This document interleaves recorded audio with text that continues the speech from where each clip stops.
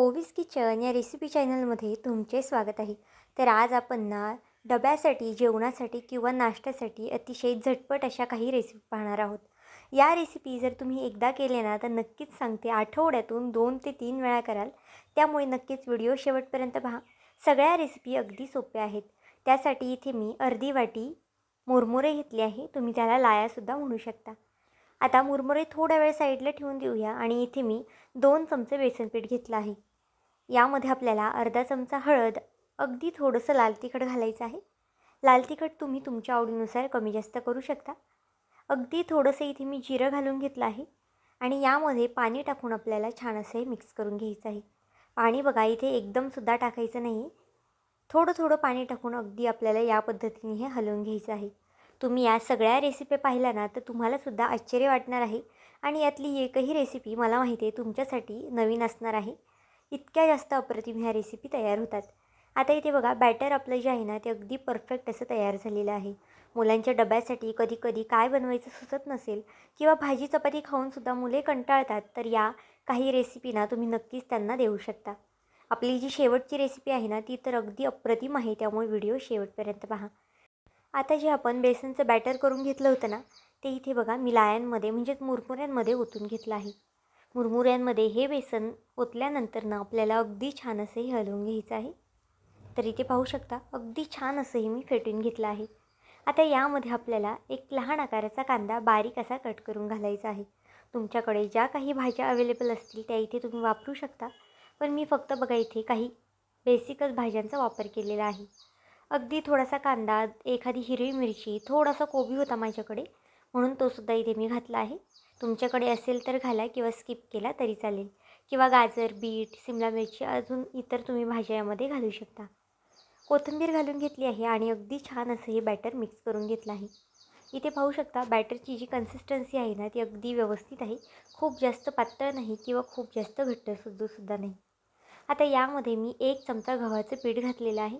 तुमच्याकडे जर बाजरीचं पीठ असेल तर ते घाला, तांदळाचं पीठ असेल तर ते घाला. तुम्ही कोणत्याही पिठाचा यामध्ये वापर करू शकता. आता पीठ घातल्यानंतर पुन्हा हे बॅटर आपल्याला छान असं मिक्स करायचं आहे. तर बघा 1 चमचा गव्हाचं पीठ घातल्यानंतर इथे मला जे बॅटर आहे ना ते थोडं घट्ट वाटतं, त्यामुळे यामध्ये मी पाणी घातलं आहे आणि पुन्हा छान असं मिक्स करून यामध्ये चवीनुसार मीठ घालायचं आहे. ही रेसिपी ना करायला अगदी झटपट आहे. फक्त तुम्हाला मुरमुरे घ्यायचे आहे, त्यामध्ये बेसन पिठाचं जे मिक्सचर आहे ते ओतायचं आहे, काही भाज्या टाकायच्या आहेत, 1 चमचा गव्हाचं पीठ टाकायचं आहे आणि बॅटर आपलं तयार आहे. अशा पद्धतीचा नाश्ता किंवा डब्यासाठी जर हा पदार्थ तुम्ही मुलांना दिला ना तर नक्कीच ते आवडीने खातील आणि अगदी झटपटसुद्धा बनवून तयार होईल. आता गॅसवरती एक पॅन तापत ठेवला आहे. पॅनला इथे मी थोडंसं तेल लावून घेतलं आहे. तुमच्याकडे जर तूप असेल तर त्याचासुद्धा इथे तुम्ही वापर करू शकता. आता बघा यावरती आपल्याला 2 चमचे हे बॅटर ओतून घ्यायचं आहे.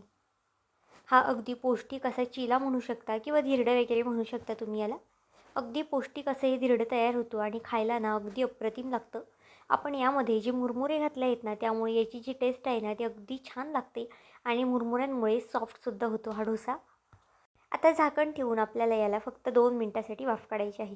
तर इथे बघा 2 मिनटं पण नाही, इथे मी 1च मिनटासाठी याला वाफ काढून घेतली आहे आणि 1 मिनटामध्ये ना अगदी छान असा हा खालच्या साईडने खरपूस रंग येतोपर्यंत मी भाजून घेतला आहे.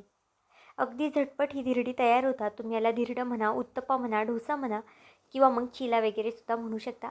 तुम्हाला जे नाव आवडेल ना ते याला नाव तुम्ही देऊ शकता. आता बघा दोन्ही साईडने छान असं आपल्याला हे भाजून घ्यायचं आहे. दुसऱ्या साईडने सुद्धा तुम्ही झाकण ठेवून भाजून घेऊ शकता किंवा झाकण नाही ठेवलं ना अगदी तसंच भाजलं ना तरीसुद्धा चालेल. आता इथे बघा दोन्ही साईडने अगदी छान असे मी भाजून घेतलेलं आहे. हे ना तुम्ही मुलांना टोमॅटो केचपसोबतसुद्धा देऊ शकता डब्यामध्ये किंवा एखाद्या चटणीसोबत किंवा नुसतं खायला चहाबरोबरसुद्धा ना अगदी अप्रतिम लागतं आणि बनवायलासुद्धा फारसा काही वेळ लागत नाही.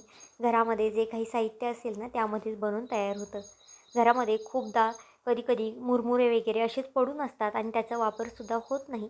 पण अशा पद्धतीचा जर तुम्ही नाश्ता केला ना तर ते मुरमुरे संपतीलसुद्धा आणि अगदी पौष्टिक हा पदार्थ तयारसुद्धा होतो. आता बघा अशाच पद्धतीने दुसरासुद्धा जो चिला आहे ना तो मी करून घेते. जर व्हिडिओ इथपर्यंत पाहिलाच आहे आणि थोडा जरी आवडला असेल ना तर नक्कीच व्हिडिओला एक लाईक आणि एक सबस्क्राईब करायला विसरू नका. इथे बघा आता आपली पहिली जी रेसिपी आहे ना ती तयार झालेली आहे. अगदी सॉफ्ट असा हा चिला तयार झालेला आहे. कोणत्याही चटणीसोबत, सॉससोबत तुम्ही हा खाऊ शकता किंवा चहामध्ये बुडूनसुद्धा हा चिला अगदी अप्रतिम लागतो आणि पौष्टिकसुद्धा आहे. तर चला थोडाही वेळ न घालवता लगेच आपल्या दुसऱ्या रेसिपीकडे वळूया. सगळ्याच रेसिपी ना इथे मी थोड्याशा झटपट सांगते, म्हणजे व्हिडिओ जो आहे ना तो खूप जास्त मोठा होणार नाही. आता दुसऱ्या रेसिपीसाठी आपल्याला बघा हिरवी मिरची, लसूण, जिरं हे वाटून घ्यायचं आहे. अगदी भरभरीत वाटलेलं आहे. खूप जास्त असं मोठं-मोठंसुद्धा मी ठेवलं नाही किंवा खूप जास्त बारीकसुद्धा केलं नाही. तुम्हाला हवं असेल तर तुम्ही खलबत्त्यामध्ये सुद्धा ठेचून घेऊ शकता. आता एक बाऊल घेतला आहे. बाऊलमध्ये बाजरीचं पीठ घेतलं आहे. खूपदा मुलं बाजरीची भाकर खात नाही, त्यामुळे ही ट्रिक तुम्ही नक्कीच यूज करू शकता आणि डब्यासाठी तर उत्तम पर्याय आहे. आता बघा बाजरीच्या पिठामध्ये मी उकडलेला एक बटाटा घातला आहे. लहान आकाराचा बटाटा होता. तुम्हाला हवा असेल तर तुम्ही मोठ्या आकाराचा बटाटा घातला ना तरी चालेल. यामध्ये एक मीडियम आकाराचा कांदा बारीक असा कट करून घातला आहे. भरपूर अशी कोथिंबीर घालून घेतलेली आहे आणि इथे मी तिखटासाठी ना हिरवी मिरची आणि जिरा आपण जे सुरुवातीला लसूण वगैरे वाटून घेतलं होतं ना ते घालून घेतलेलं आहे. तुम्हाला हवं असेल तर लाल तिखटसुद्धा घालू शकता. पण हिरवी मिरची, लसूण, जिरं हे वाटल्यानंतर ना याला जी टेस्ट येते ना ती अप्रतिम येते. आता यामध्ये 2 चमचे बेसन पीठ घातलं आहे. 2 ते 3 चमचे लहान लहान मी पांढरे तीळ घातले आहे. पांढरे तीळ आवर्जून घाला, कारण की पांढऱ्या तिळामुळे सुद्धा अगदी भन्नाट अशी टेस्ट येते याला. अर्धा चमचा हळद, 1 चमचा मी धना पावडर आणि चवीनुसार मीठ घातलेलं आहे. आता हे सगळं जिन्नस आपल्याला अगदी छान असं मिसळून घ्यायचं आहे. शक्यतो चमच्याने न मिसळताना अगदी अशा पद्धतीने हाताने मिक्स करून घ्या. म्हणजे अगदी व्यवस्थित असं हे मिक्स होतं आणि अगदी एकजीव होतं हे बॅटर अगदी छान असं. तर बघा हा सुद्धा पदार्थ ना करायला खूप जास्त सोपा आहे. घरामध्ये आपल्याकडे बाजरीचं पीठ तर अवेलेबल असतं आणि जर तुमच्याकडे कोणत्या भाज्या वगैरे अवेलेबल असतील ना तर त्यासुद्धा तुम्ही यामध्ये घालू शकता. मुलांना जर तुम्ही बाजरीची भाकर डब्यामध्ये दिली ना तर मुलं अजिबातच खात नाही. पण असा हा बाजरीचा पदार्थ तुम्ही जर त्यांना दिला ना तर नक्कीच ते डबा संपून आणतील आणि पुन्हा घरी आल्यावर तोच पदार्थ आहे का हे सुद्धा विचारतील. इतका जास्त अप्रतिम आणि भन्नाट हा पदार्थ तयार होतो. आता बघा हे जे पीठ आहे ना ते अगदी छान असं मी मिक्स करून घेतलं आहे. खूप जास्त पातळसुद्धा नाही आणि खूप जास्त आपल्याला हे पीठ घट्टसुद्धा ठेवायचं नाही. आता हे आपल्याला हातावरतीच अगदी या पद्धतीने थापून घ्यायचं आहे. जर हाताला थोडंफार चिटकत असेल तर तुम्ही हाताला पाणी वगैरे लावू शकता किंवा मग अगदी अशा पद्धतीने जितकं तुम्हाला हे पातळ थापता येईल ना अगदी तितकं तुम्हाला हे पातळ थापून घ्यायचं आहे. तरी ते बघा एका प्लेटमध्ये ना एक 4 ते 5 मी अशा पद्धतीने थापून घेतलेले आहेत. आता तोपर्यंत एका साईडला गॅसवरती पॅन तापत ठेवला आहे. पॅनला अगदी थोडं तूप लावून घेतलं आहे आणि हे जे आपण पॅनकेक किंवा तुम्ही ह्याला तुमच्या आवडीने सुद्धा नाव देऊ शकता. आता ते आपण यावरती टाकून घेतलं आहे. वरनं छान दिसण्यासाठी मी थोडंसं चिली फ्लेक्स आणि काळे तीळ घातलेले आहेत. तुम्हाला जर आवडत असतील तर घाला, पण असे चिली फ्लेक्स किंवा काळे तीळ घातल्यामुळे ना हे दिसायला अजून जास्त सुरेख दिसतं. आता यावरती झाकण ठेवून आपल्याला याला 1 ते 1.5 मिनटासाठी फक्त वाफ द्यायची आहे. बाजरीचं पीठ आहे त्यामुळे थोडासा उशीर लागू शकतो शिजायला, पण खूप जास्त वेळसुद्धा लागत नाही. आता बघा 1 ते 1.5 मिनटानंतर झाकण इथे मी काढून घेतलं आहे आणि वरच्या साईडने सुद्धा थोडंसं ब्रशने इथे मी तूप लावून घेतलं आहे. तुम्हाला जर तूप आवडत नसेल तर बटर किंवा तेलाचा सुद्धा इथे तुम्ही वापर करू शकता.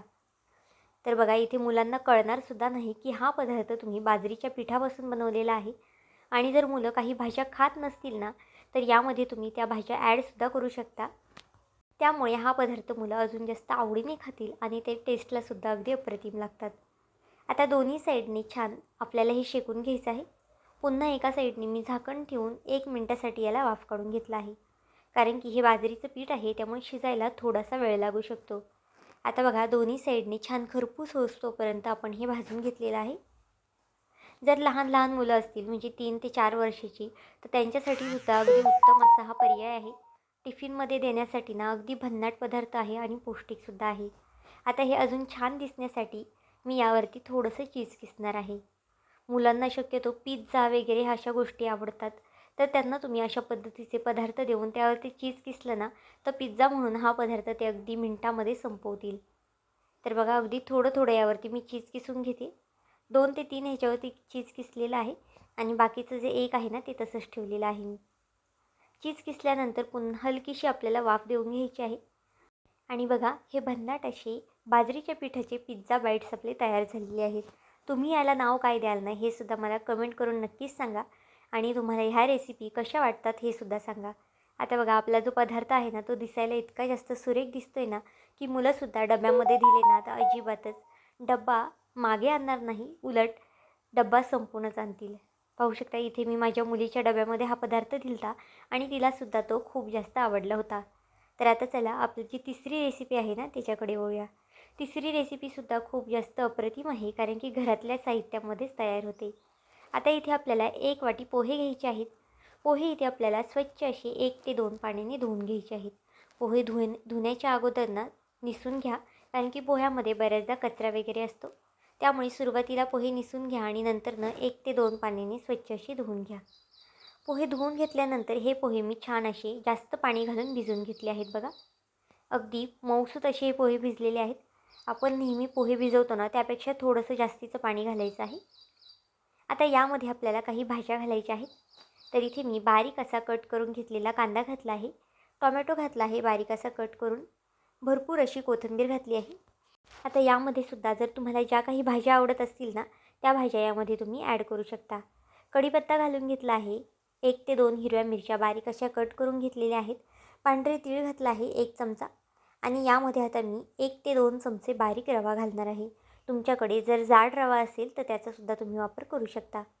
बाइंडिंगसाठी इथे मी 1 चमचा बेसन पीठ वापरलेलं आहे. बेसन पीठाऐवजी तांदळाचं पीठ, गव्हाचं पीठ किंवा बाजरीचं पीठ वापरलं ना तरी चालेल. अर्धा चमचा हळद, अर्धा चमचा लाल तिखट आणि चवीनुसार मीठ घालून हे जे मिक्सचर आहे ना ते आपल्याला छान असं एकजीव करायचं आहे. तर बघा हातानेच अगदी छान असं हे मळून घ्यायचं आहे. चमच्याने वगैरे न मिक्स करता अगदी या पद्धतीने हाताने मिक्स करा. आता जे आपलं बॅटर आहे ना ते अगदी परफेक्ट असं झालेलं आहे. खूप जास्त पातळसुद्धा नाही आणि खूप जास्त घट्टसुद्धा नाही. तर इथे बघा मी व्हिडिओमध्ये तुम्हाला दाखवत आहे बॅटर अगदी आपलं कशा पद्धतीने तयार झालेलं आहे ते. आता बॅटर तर तयार झालेलं आहे तोपर्यंत एका साईडला गॅसवरती पॅन तापत ठेवूया. पॅन तापलं की त्याला अगदी थोडंसं मी तूप लावून घेतलं आहे. तुम्ही तुपाऐवजी तेलाचासुद्धा वापर करू शकता. आता यावरती आपल्याला हे 1 ते 2 चमचे बॅटर टाकून घ्यायचं आहे आणि हलक्या हाताने हे थापून घ्यायचं आहे. तर बघा अगदी पोह्याचा हा पौष्टिक पदार्थ तयार होतो. यामध्ये सुद्धा तुम्ही गाजर, बीट, सिमला मिरची, वाटाणा मॅश करून घालू शकता, बटाटा मॅश करून घालू शकता. ज्या मुलं भाज्या खात नाही ना त्यांच्यासाठी अगदी उत्तम पर्याय आहे आणि मुलं ना हा पदार्थ आवडीने खातील. जर तुम्ही त्यांना त्याच्यासोबत सॉस वगैरे दिला ना डब्याला तर अगदी आरामात हा डब्बा फिनिश करून येतील ते. आता खालच्या साईडने ना छान असं शेकून घेतलेलं आहे मी. बघा दोन्ही साईडने छान गोल्डन रंग येईस्तोपर्यंत आपल्याला हे भाजून घ्यायचे आहेत. हा पोह्याचा नाश्ता आहे त्यामुळे शिजायला खूप जास्त वेळसुद्धा लागत नाही. अगदी 1 ते 2 मिनटामध्ये आपलं जे धिरडं आहे किंवा तुम्ही पॅनकेक, तिखट पॅनकेक याला म्हणू शकता ते तयार होतं. आता बघा अशाच पद्धतीने दुसरेसुद्धा मी करू घेते. तुम्ही हे लहान मोठे कोणत्याही आकारामध्ये करू शकता. जर तुम्हाला अशा पद्धतीने तव्यामध्ये वगैरे करायचं नसेल ना तर तुम्ही आप्पे पात्रामध्ये थोडं थोडं तेल टाकून त्यामध्ये 1-1, 2-2 चमचे हे बॅटर ओतू शकता आणि त्यामध्ये सुद्धा अगदी भन्नाट असा हा पदार्थ तयार होतो. आता बघा हा सुद्धा जो पॅनकेक आहे ना तुम्ही दोन्ही साईडने छान असा आता शेकून घेते. यालासुद्धा अगदी सुरेख असा रंग आलेला आहे पाहू शकता. थंड झाले ना तरीसुद्धा खूप जास्त सॉफ्ट ठरतात आणि खायला अगदी अप्रतिम लागतात. इथे मी हा पॅनकेक ना दह्यासोबत सर्व केलेला आहे. तुम्ही कोणत्याही चटणीबरोबर किंवा नुसतं खाल्लं ना तरीसुद्धा खूप जास्त अप्रतिम लागतो. त्यामुळे नक्कीच एकदा करून पहा. आता आपला हा सुद्धा पदार्थ तयार झालेला आहे. अशाच पद्धतीने आपली जी लाची आणि चौथी रेसिपी आहे ना ती पाहून घेऊया. ही रेसिपी इतकी जास्त पौष्टिक आहे ना की मुलं तुमच्याकडून ना मागून मागून खातील. शक्यतो मुलांना मुरमुरे दिले ना तर मुलं खात नाही कारण की ते खूप जास्त अळणी अळणी लागतात किंवा मग त्याला खूप जास्त अशी काही टेस्ट नसते. पण जर मुलांना हा नाश्ता तुम्ही दिला ना तर ते अगदी आवडीने खातील. इथे आपल्याला 1 वाटी मुरमुरे घ्यायचे आहेत आणि 2 अंडी घ्यायची आहेत. अंड्याचं प्रमाण किंवा मुरमुऱ्यांचं प्रमाण इथे तुम्ही तुमच्या आवडीनुसार कमी जास्त करू शकता. पण 1 वाटी मुरमुऱ्याला इथे बघा मी 2 अंडी घेतलेली आहे. दोन्ही अंडी आपल्याला फोडून घ्यायची आहेत आणि अगदी या पद्धतीने मुरमुऱ्यांमध्ये टाकून घ्यायची आहेत.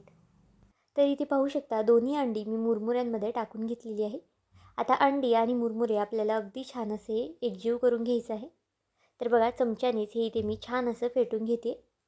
तोपर्यंत जर तुम्ही चॅनलवरती नवीन असाल आणि अजूनही चॅनलला सबस्क्राईब केलं नसेल ना तर 1 लाईक आणि 1 सबस्क्राईब करायला विसरू नका.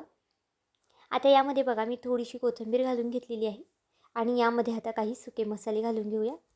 सुके मसाल्यांमध्ये इथे मी अर्धा चमचा हळद आणि अर्धा चमचा लाल तिखट घातलेला आहे. चवीनुसार मीठ घालून झालेलं आहे आणि पुन्हा छान असं हे आता फेटून घेऊया.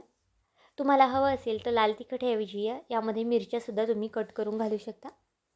पण लहान मुलांसाठी करत असाल तर मिरचीचा वापर न करता लाल तिखटाचाच वापर करा, म्हणजे मुलांनासुद्धा काढायला अगदी सोपं जाईल. आता गॅसवरती तवा तापत ठेवला आहे. तव्याला इथे बघा मी एका सगळीकडून तेल लावून घेतलेलं आहे. अगदी सगळीकडून आपल्याला तेल लावून घ्यायचं आहे आणि जे बॅटर करून घेतलं होतं ना ते बघा अगदी या पद्धतीने आपल्याला ओतून घ्यायचं आहे. हा नाश्ता ना अगदी पोटभरीचा सुद्धा आहे आणि पौष्टिकसुद्धा आहे. मुलांना जर काहीतरी खाऊ वाटलं किंवा जर झटपट काहीतरी मुलांसाठी बनवायचं असेल ना तर नक्कीच तुम्ही हा पदार्थ त्यांना बनवून देऊ शकता. अगदी 5 मिनिटाच्या आत हा पदार्थ तयार होतो आणि पौष्टिकसुद्धा आहे. आता बघा झाकण ठेवून एका साईडने आपण हा भाजून घेऊया.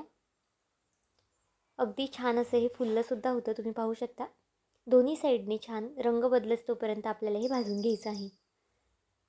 1 ते 1.5 मिनटं लागू शकतात हा पराठा होण्यासाठी, खूप जास्तसुद्धा वेळ लागत नाही.